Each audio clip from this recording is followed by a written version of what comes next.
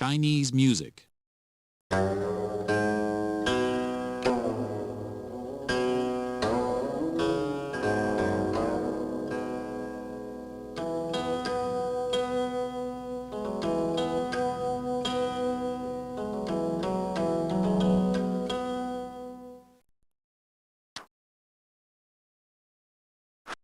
Primitive weapons. The stoneworker uses an antler hammer to knock large flakes from both sides of a roughly shaped oval of stone called a blank. With a pad made from hide protecting his palm, he carefully chips away at the edges of the blank with the tip of an antler until they are sharp enough to slice through mammoth hide. To make the space for the spear shaft, the stoneworker places a special striking platform in the center of the base, fastens it securely in a vise, and hits the striking platform with an antler hammer.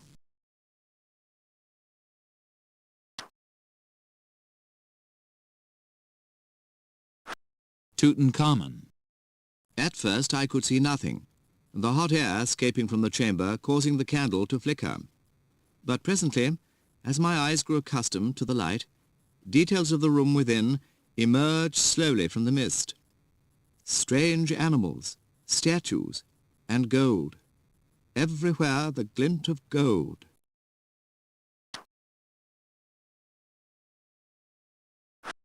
The Phaistos disk. The signs and symbols that run in a spiral on both sides of the Phaistos disk have never been deciphered. The symbols on the back of the disk are like those on the front. They appear in groups separated by a line drawn with a stylus. Each group may represent a word. Some of the symbols look like recognizable objects. Here they resemble a bird, a round shield, and a head with a plume. The significance of the fourth symbol in this selection remains a mystery.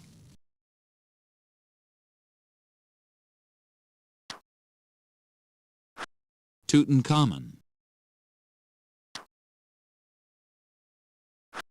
Human development. Homo erectus, with its large skull, appeared about 1.7 million years ago. The skull had a prominent brow ridge, a thick-walled cranium, and large teeth. The Neanderthals emerged about 100,000 years ago. Their skulls had a prominent brow ridge, but had a low, flat crown, a backward-sloping forehead, and a protruding jaw. Their brain was similar in size to that of the fully modern human. The fully modern human completely replaced the Neanderthal about 35,000 years ago. Their skulls had a high crown, a shorter and flatter face, almost no brow ridge, and small teeth. Humans today have the same features.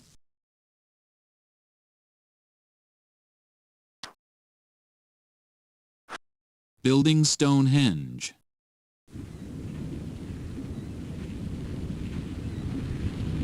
Teams of men would have dragged the sandstone blocks overland on sleds or rollers.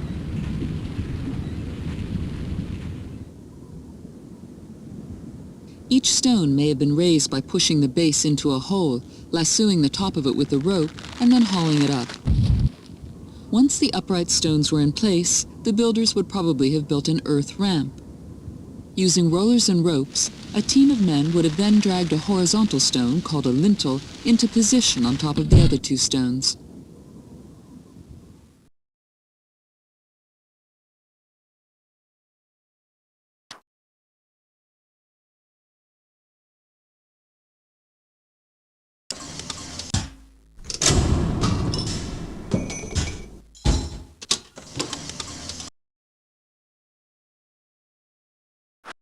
Aeolipile.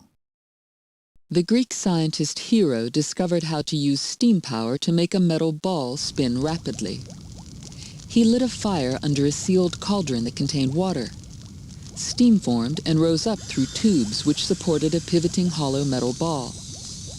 The steam escaped through two bent tubes in the ball, causing it to spin around at speed. Hero had converted heat into motion and invented the first steam engine.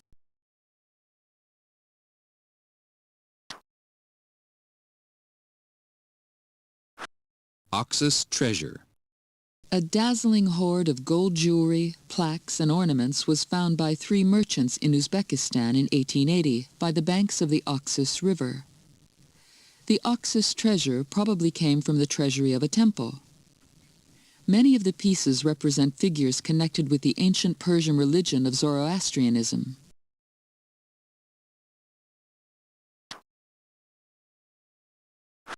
Seismometer. This large bronze vessel, decorated with dragons' heads and frogs, is a seismometer. You could work out the direction of an earthquake by observing which metal ball fell from a dragon's mouth into a frog's mouth. The dragon's heads were attached to a heavy pendulum inside the vessel. When earth tremors began, the top of the pendulum swung away from the source of the earthquake. As the pendulum moved, it triggered a mechanism that released a metal ball from one or more of the dragon's mouths. This indicated that the source of the earthquake lay to the opposite side of the vessel. The strength was indicated by the number of balls that fell.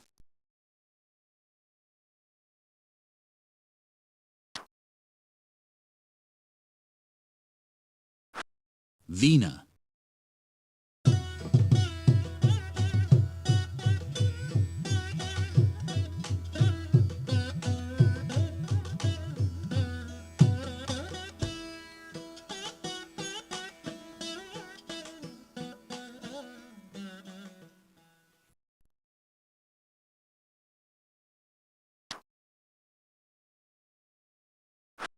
Trireme. Below the deck of a trireme, 3 banks of rowers sat ranged on different levels, one above the other. Their seats were positioned so that a trireme's 170 rowers could all pull on their oars at the same time, making the warship move swiftly through the water.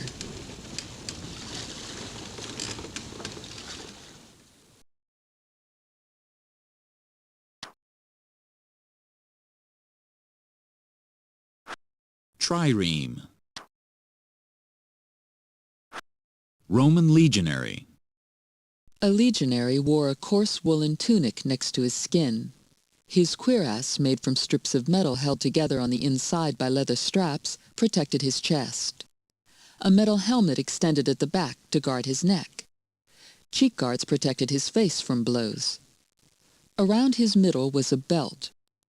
From this hung an apron of heavy leather strips that protected his groin. His dagger also hung from this belt.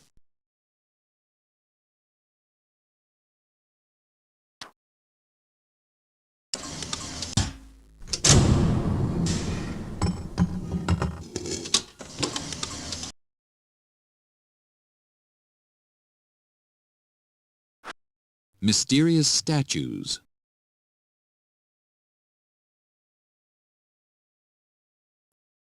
Little is known about the giant statues of Easter Island.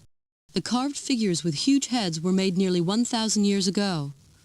The islanders carved them in quarries inside a volcanic crater. Then they dragged the statues out of the crater and stood them in place, staring out to sea. No one knows exactly how this was done, though there are many theories.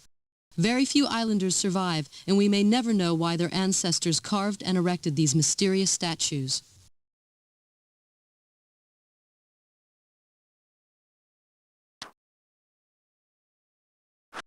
Mummy bundle.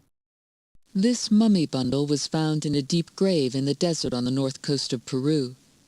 Layers of colorful fabric are wrapped around the mummified body. On top is a false head.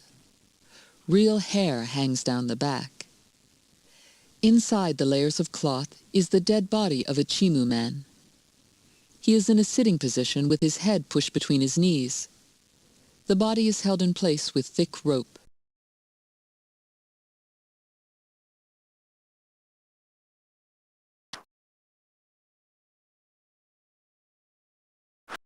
Memorial stone. The Yelling Stone is a huge 3-sided boulder 8 feet high. The first side is carved with lines of runes inside a decorative border. They celebrate Harold Bluetooth's parents and the coming of Christianity to Denmark. The second side is dominated by a giant snake fighting a monster known as the Great Beast. This probably symbolizes the old gods and their struggle against evil. A large painting of Christ on the cross covers the third side. Ribbons and plant patterns twist and turn around his body. This scene represents the triumph of Christianity.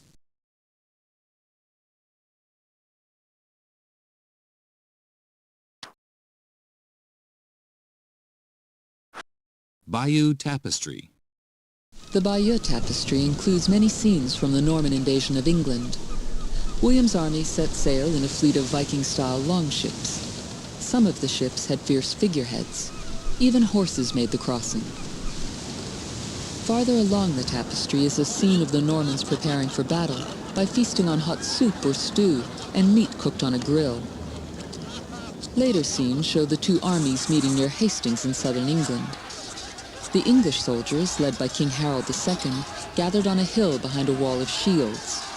The Normans showered them with arrows and charged them with cavalry. Many soldiers on both sides were killed. The final battle scenes show how the Normans lured the English off the hill and defeated them in open battle. King Harold and hundreds of other English soldiers were killed by the Norman cavalry.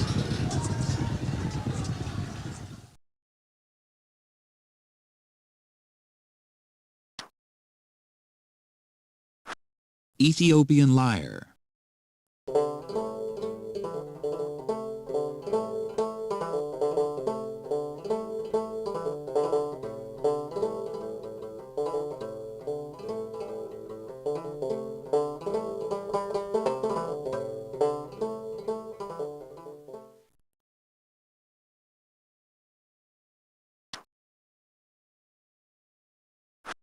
Pyramid Temple.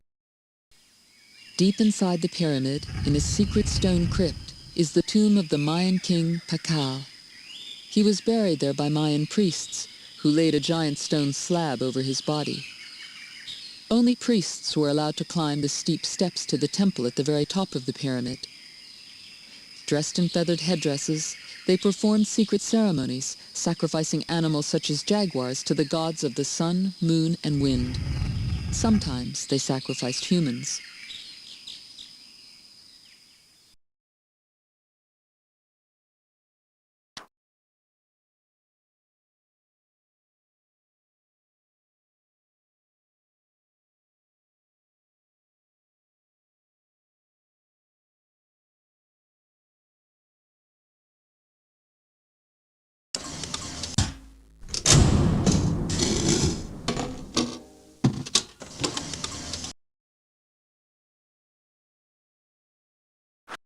Longbow. The longbow archer pulled the bowstring back as far as his cheek, took careful aim, and fired. The arrow flew rapidly toward its target. It could pierce armor at a distance of over 200 yards. The longbow was also quick to reload. The archer kept his arrows on the ground in front of him and could fire up to 12 arrows in a minute.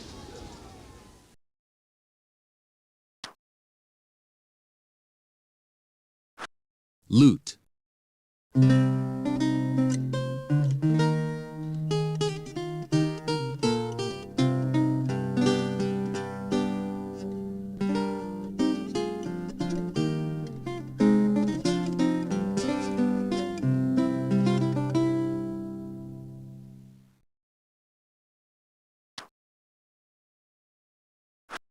Aztec Codex.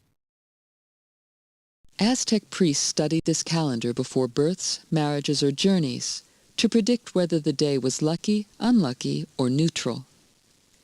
Each of the calendar's 260 days was named for an animal, plant, or for some natural phenomenon, such as a storm.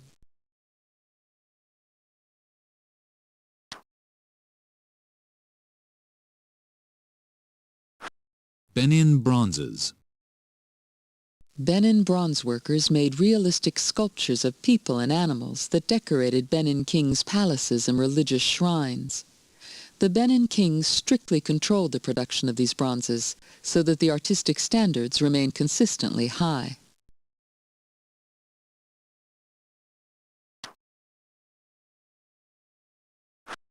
Samurai sword. The warriors are all dead. They lie on the moor field. Their swords lie beside them, their black bows in their hand. Though their limbs were torn, their hearts could not be repressed. They were more than brave. Steadfast to the end, they could not be daunted. Their bodies were stricken, but their souls have taken immortality. Captains among the ghosts, heroes among the dead.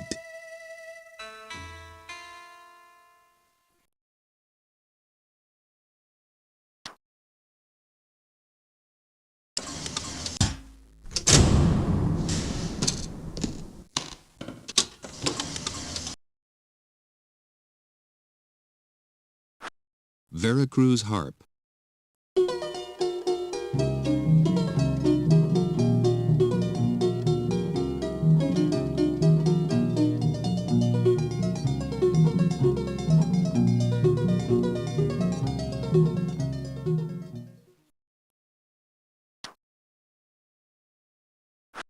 Shakespeare's Theatre. Tomorrow and tomorrow and tomorrow creeps in this petty pace from day to day to the last syllable of recorded time. And all our yesterdays have lighted fools the way to dusty death. Out, out, brief candle, life's but a walking shadow, a poor player that struts and frets his hour upon the stage and then is heard no more. It is a tale told by an idiot, full of sound and fury, signifying nothing.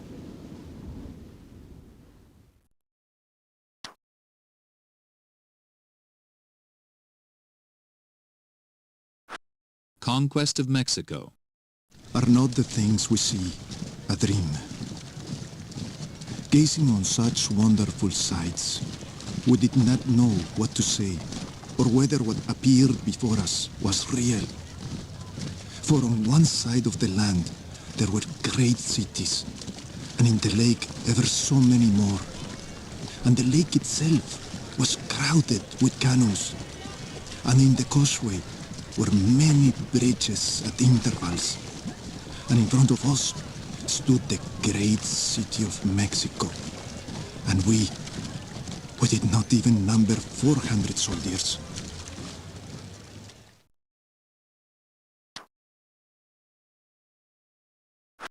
Taj Mahal. The Taj Mahal is the most famous building in India. This white marble tomb stands on the banks of the Jumna River outside the city of Agra. 20,000 workers labored for 11 years from 1632 to 1643 to complete it. The surfaces are inlaid with intricate patterns of semi-precious stones. Shah Jahan is buried inside next to his favorite wife, Mumtaz Mahal.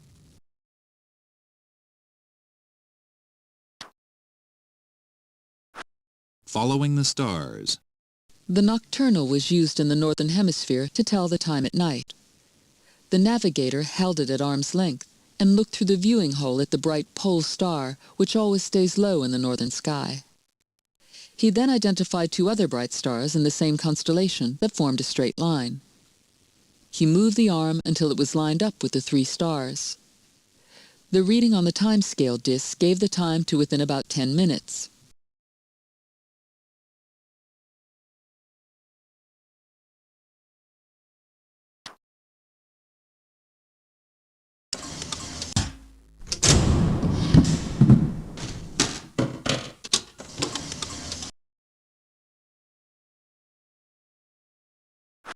Viol.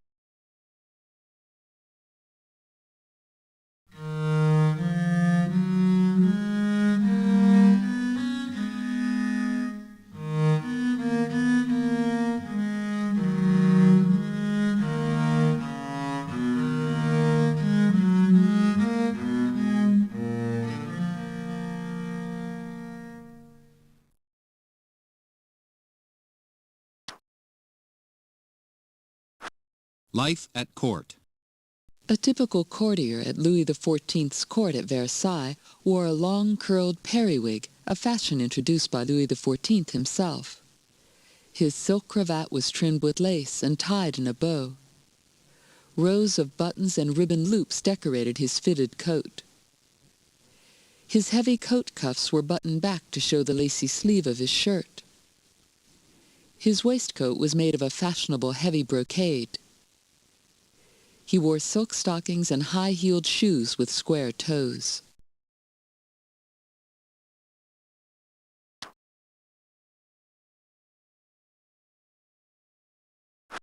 The Mayflower.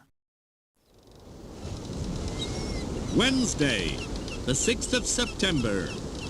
The wind coming east-northeast, a fine small gale, we loosed from Plymouth, and after many difficulties in boisterous storms, at length, by God's providence, upon the 9th of November following, by break of day we espied land, which we deemed to be Cape Cod, and so afterwards it proved, and the appearance of it much comforted us, especially seeing so goodly a land, and wooded to the brink of the sea.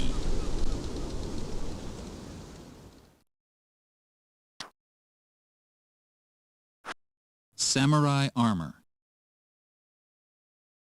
Samurai armor was made of thin metal plates laced together with silk cords. The helmet was made of riveted iron plates. This helmet is decorated with the horns of a water buffalo. Sometimes the samurai wore a protective mask of a scowling face to frighten his enemies. The sleeves of the armor were made of laced plates and chainmail so that the samurai was able to use his sword freely. Heavy shoulder plates were attached with cords to the shoulder straps of the armor. These pieces of armor combined to give the samurai excellent protection in battle.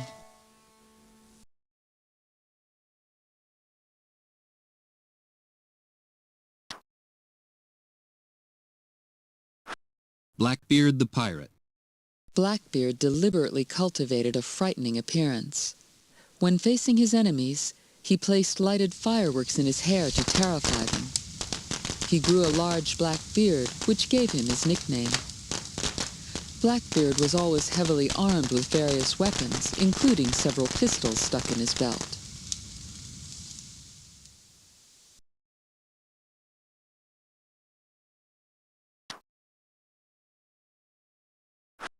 Clockwork Universe. When the handle of the orrery is turned, the planets begin to orbit the sun. One Earth orbit takes 1 year. The farthest planet from the sun shown on this orrery is Uranus, which takes 84 times longer to complete 1 orbit.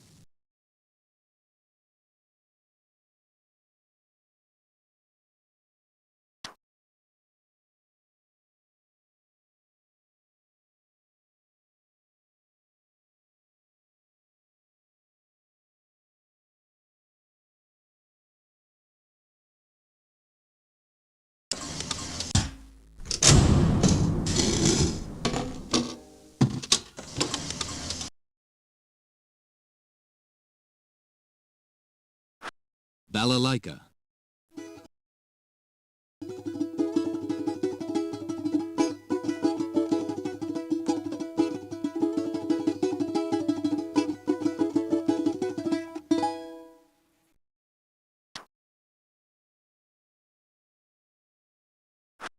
Guillotine.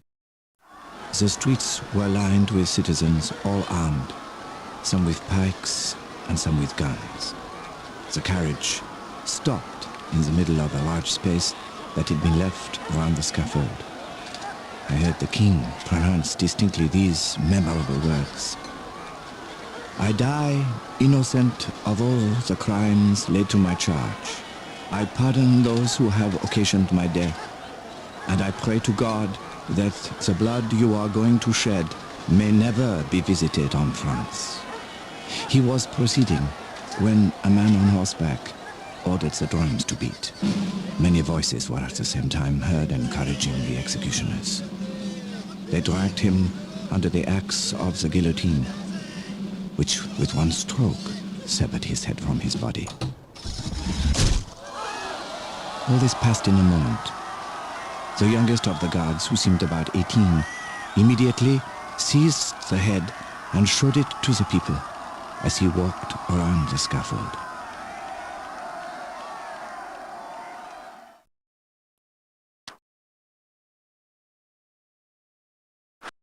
Captain Cook. Cook arrived in New Zealand in October 1769. He met a delegation of Maoris, the native inhabitants of New Zealand. He and his crew traded food and supplies with them. After 6 months charting New Zealand, the explorers sailed farther westward.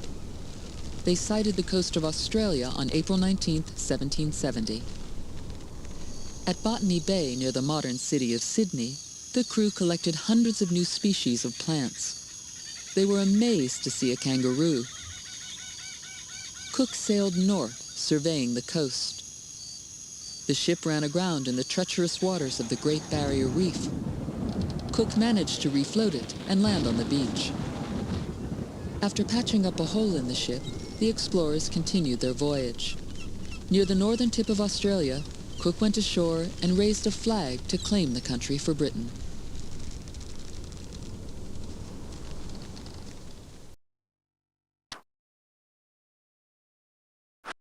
Native Americans.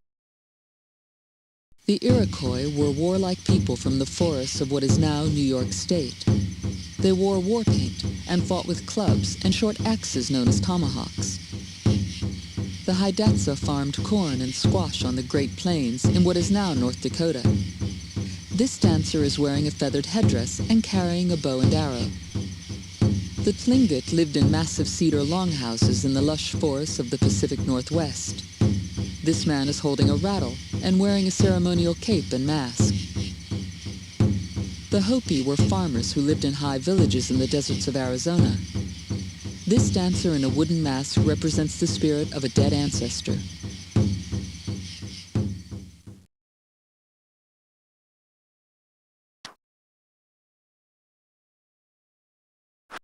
Flintlock muskets. In the heat of battle, it was vital that infantry soldiers followed orders and fired their weapons together. They were vigorously drilled on the parade ground to make them keep formation. One row of soldiers stood ready, while the front row knelt to take aim. When the officer gave the command, both rows fired their muskets together.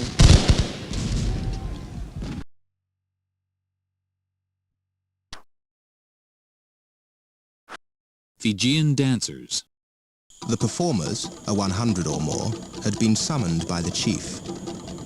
Their polished skins reflected the light of the torches, and they were fantastically adorned with feathers. We had a fan dance, a dance with a bow and arrow, a club dance. The performance consisted of a slow advance towards the spectators, the men gracefully swinging their bodies. They kept exact time, every movement being executed as by one man. The last dance evidently simulated the skirmish, the charge, the alternative advance and retreat before an enemy. It would be difficult to exaggerate the picturesque and imposing effect produced by these warriors as they gradually emerged from the darkness of the night into the blaze of the torchlight.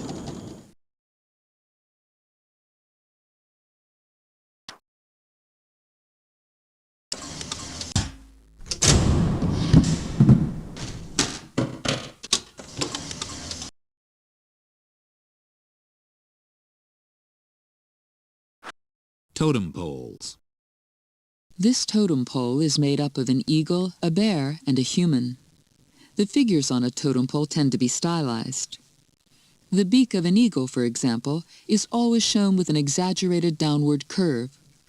The outstretched wings are magnificently carved and painted. The bear is shown as a fearsome creature, snarling and ready to attack. Humans are, by tradition, painted red. This human is tightly gripped in the bear's arms.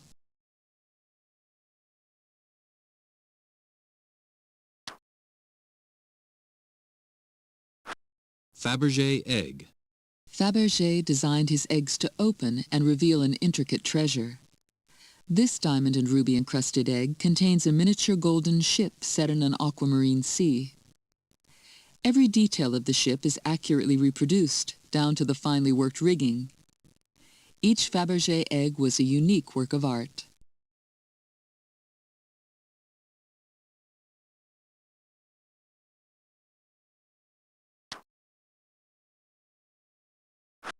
Abraham Lincoln. We here highly resolve that these dead shall not have died in vain, that this nation under God shall have a new birth of freedom, and that government of the people, by the people, for the people, shall not perish from the earth.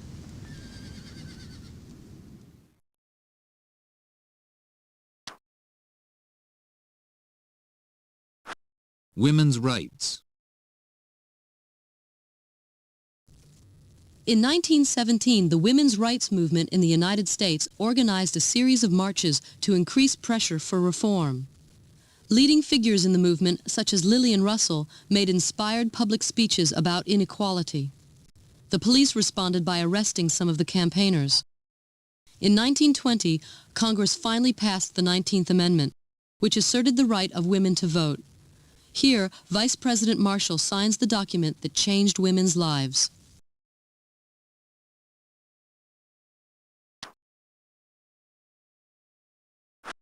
Steam power. Steam power brought many changes to Britain. Coal was burned to heat water. This produced steam that, when harnessed, could drive machines. Hand-operated machines were replaced by steam-powered machines that could do the same work much faster. Because of this, goods were manufactured more cheaply, and Britain became the world leader in manufacturing textiles and many other goods.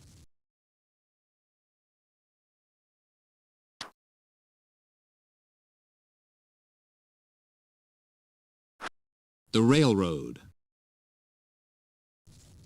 During the 1800s, thousands of miles of railroad were built in the United States. Railroad builders worked by hand using pickaxes and shovels.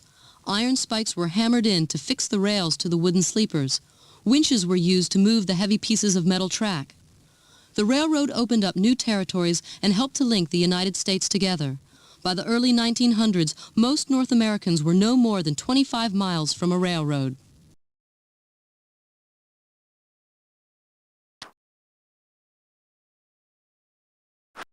Faraday's motor. Faraday discovered that he could make a current-carrying wire move when he placed it next to a magnet. He connected a supporting arm to a battery and suspended a wire from it. The end of the wire rested next to a magnet in a dish of mercury. The dish of mercury was connected to the battery in order to complete a circuit. When a current was passed through the circuit, a temporary magnetic field formed around the current-carrying wire. The magnetic field around the wire interacted with the magnetic field around the magnet, causing the wire to move. Faraday had invented the first electric motor, but it was to be another 60 years before his invention was put to practical use.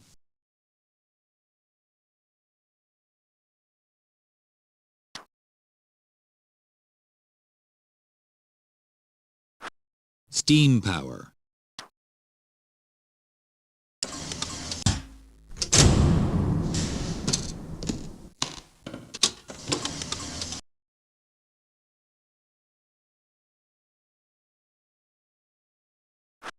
Jazz Age.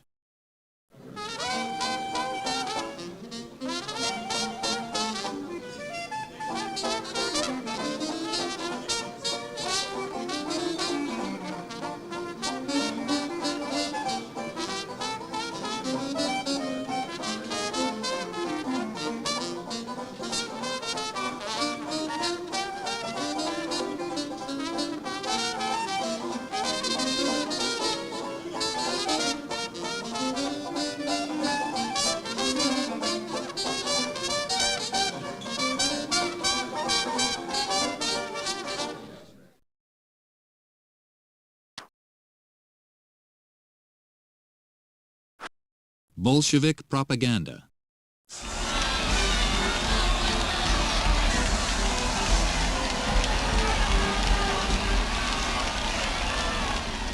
Sailors, comrades, as I greet you, I still don't know whether you have faith in all the promises of the provisional government. What I know for certain, though, is that when sweet promises are made, you are being deceived in the same way that the entire Russian people are being deceived. Sailors, comrades, we have to fight for a socialist revolution. To fight until the proletariat wins full victory. Long live the worldwide socialist revolution!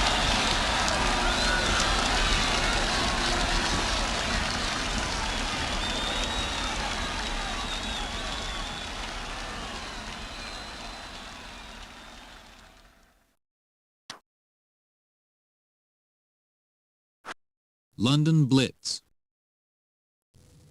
Between September and November 1940, the German Air Force dropped almost 100,000 bombs on London. This was called the Blitz. All night, fires blazed around the city. Over 13,000 civilians died in the 3 months of the London Blitz. Some Londoners slept on subway platforms in central London to escape the devastation caused by the bombs.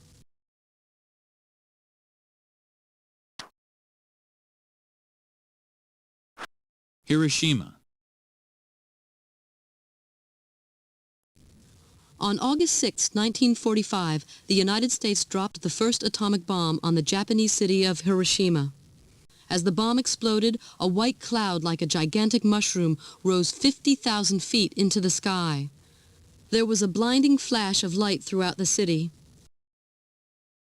All that remained of Hiroshima was ruins and ashes. 80,000 people were killed in the immediate blast.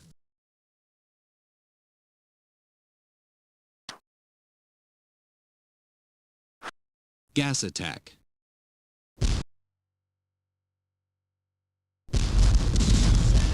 At 5 p.m., a furious bombardment suddenly recommenced.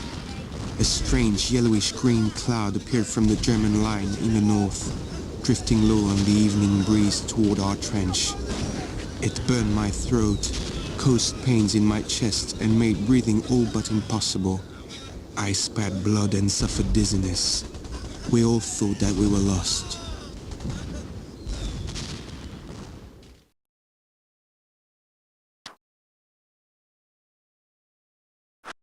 Independence Day. The planning for the flag-raising ceremony had been based upon the assumption that a crowd of some 30,000 people would be there. But unfortunately for the planners, the numbers were nearer 300,000. We were surrounded by the happiest of human habats. The crowd had taken complete possession of all the chairs, standing on the backs, arms and seats, approximately 6 Indians to a chair. In this maelstrom, all were lost in one vast unison, the desire of myriad human beings to reach the central dais with its flagpole. Suddenly, the cheering swelled into a roar, and from where I stood, I could just catch a glimpse of the Governor-General's carriage and his bodyguard. The carriage and escort, moving fitfully, at last reached a point about 25 yards from the flagstaff. I could see the Governor-General and Lady Mountbatten standing up, waving to the crowd, which was cheering and waving back at them. Prime Minister Nehru made some last frantic efforts to call for order and clear a little space, but his pleas were in vain, as though there was no alternative but for Mountbatten to stay in his carriage, and while the flag was being hoisted, take the salute from there. Just as the flag was unfurled, light rain began to fall, and a rainbow appeared in the sky, matching the saffron, white and green of the flag.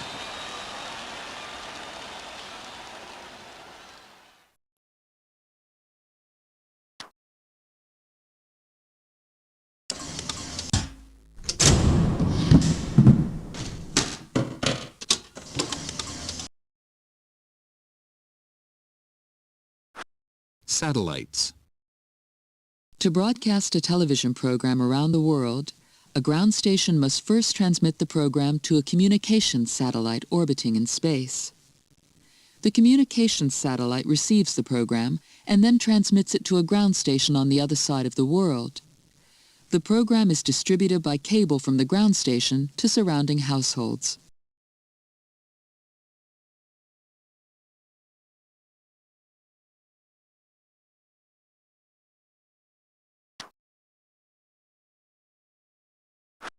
Moon landing.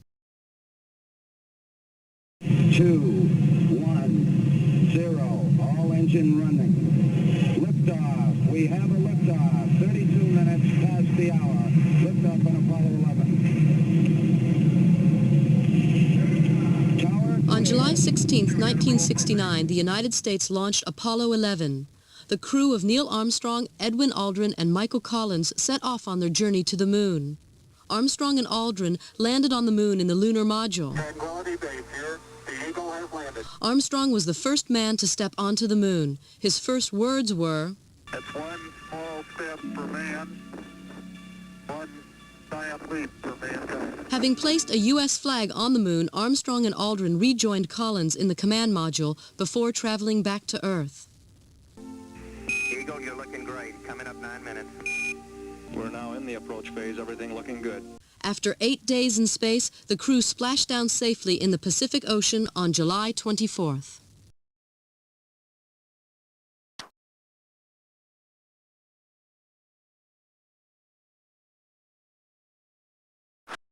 Wars on television. The Six-Day War began on June 5, 1967, when Israel launched a devastating attack on Egypt's airfields. On June 6th and 7th, Israel took the Sinai region from Egypt.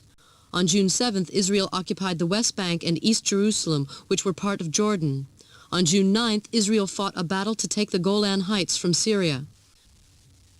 During only 6 days of war, Israel had fought Egypt, Jordan, and Syria, and captured territory from all three. The UN called on Israel to withdraw, and eventually set up buffer zones to help keep the peace. The territories remained in dispute for decades.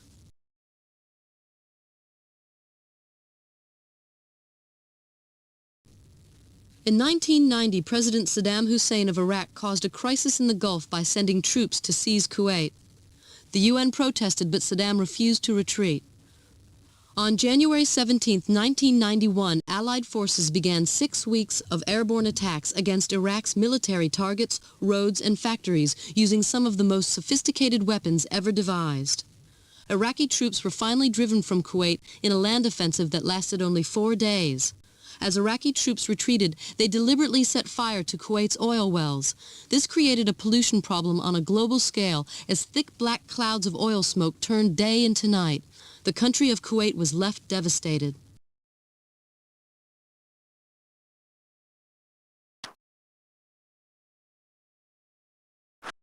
Nonviolent protest.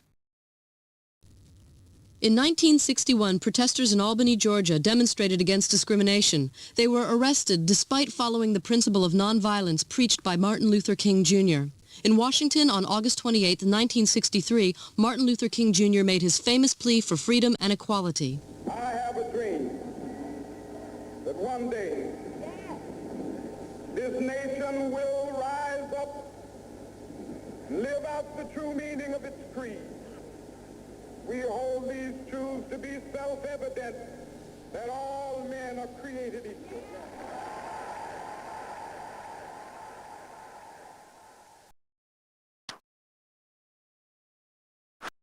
Spy case. This transceiver briefcase can be used to transmit messages and receive them. The briefcase could be powered by plugging it into household electricity, plugging it into a car's cigarette lighter using a special adapter, or by using the built-in battery pack. The briefcase was also used to secretly record conversations. The secret agent could use headphones or an earpiece to monitor a conversation or to listen to what was on the tape.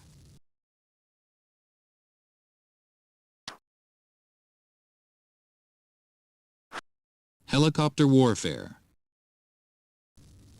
The whirring of helicopter blades was a common sound in war-torn Vietnam. Helicopters transported U.S. troops to the jungle to fight against the North Vietnamese. People were driven from their homes as villages were destroyed by U.S. forces. Public outrage in America and elsewhere led to a peace agreement being signed in 1973, although the fighting continued. On April 30, 1975, the North Vietnamese captured Saigon, the capital of South Vietnam. This brought to an end U.S. involvement in the war. American personnel were forced to make a desperate escape by helicopter from the U.S. Embassy.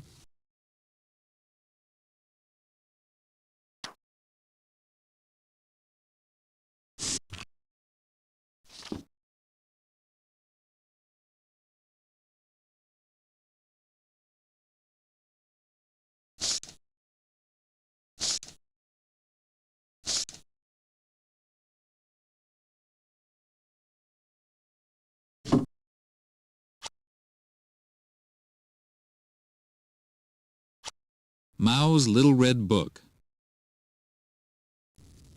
Mao's communist regime kept the Chinese population under tight control.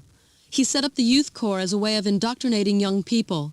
Corps members worked in the fields to learn about the peasants' problems. After Mao's death in 1976, people expected greater freedom. In June 1989, protesters gathered in Tiananmen Square in Beijing to demand democratic reform. Despite pressure from government troops, the protesters resisted courageously.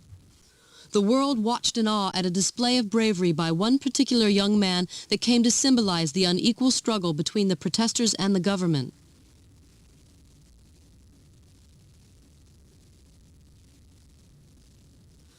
Finally, government troops used violence to clear the square of demonstrators. Many people were killed and a number of the leaders were arrested and imprisoned. Dissent had been silenced.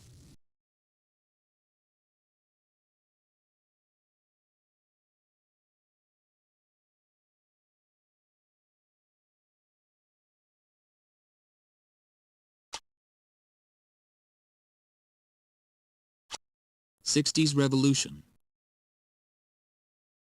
To my dear children, if you ever have to read this letter, it will be because I am no longer among you. You will hardly remember me, and the youngest children will not remember me at all. Your father has been a man who acted in accordance with what he thought, and there is no denying that he has been faithful to his convictions. Grow up like good revolutionaries. Study a lot so as to master the technique that allows man to master nature.